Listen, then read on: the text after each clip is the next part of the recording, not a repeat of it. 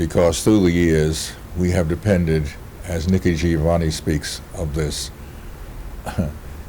there is a tendency for us many times to depend upon the passing of our history by word of mouth.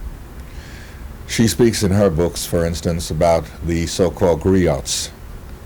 These are the elders of our race who we depend upon to pass along the stories, pass along the tales, pass along many of the achievements of our people.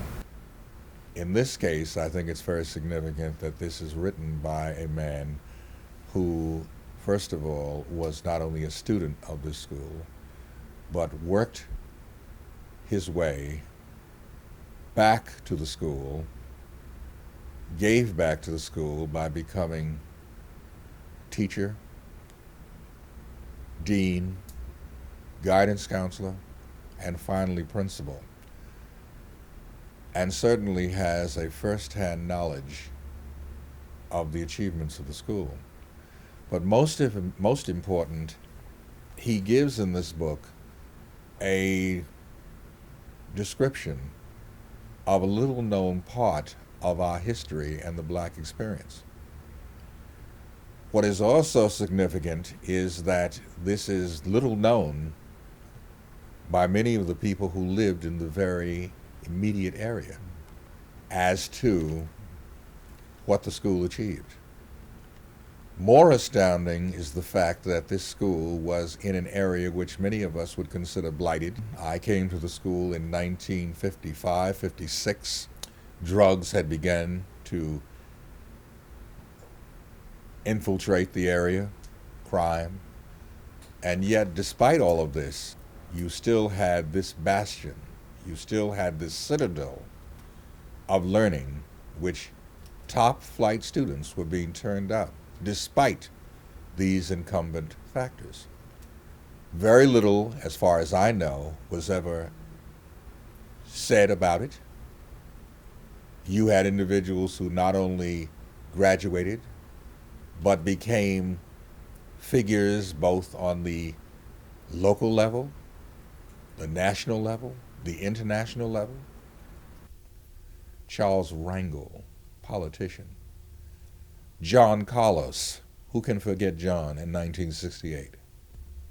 The clenched fist, the Olympic Games.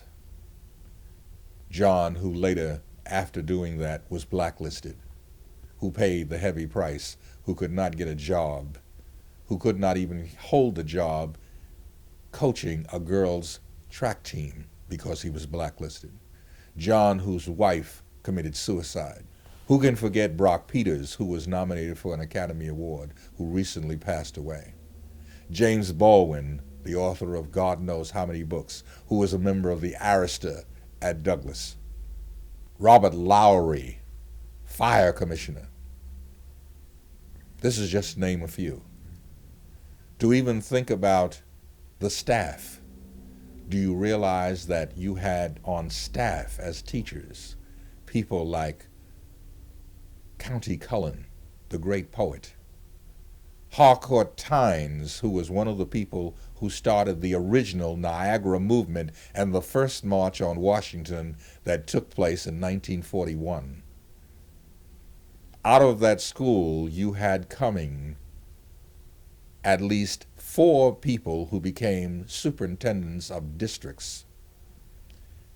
Out of that school, you had at least 24 people who later went on to become school administrators of plants that had pupil populations of 2,000 or more. Out of that school, you had individuals who went on to become full college professors, members of the Board of Education, and the list goes on. All coming from what really, one can say, was not only a citadel, but in some respects was a Mecca. We have enough people other than ourselves who are writing our history, enough individuals who are distorting it. I welcome this attempt by Dr. McMurren.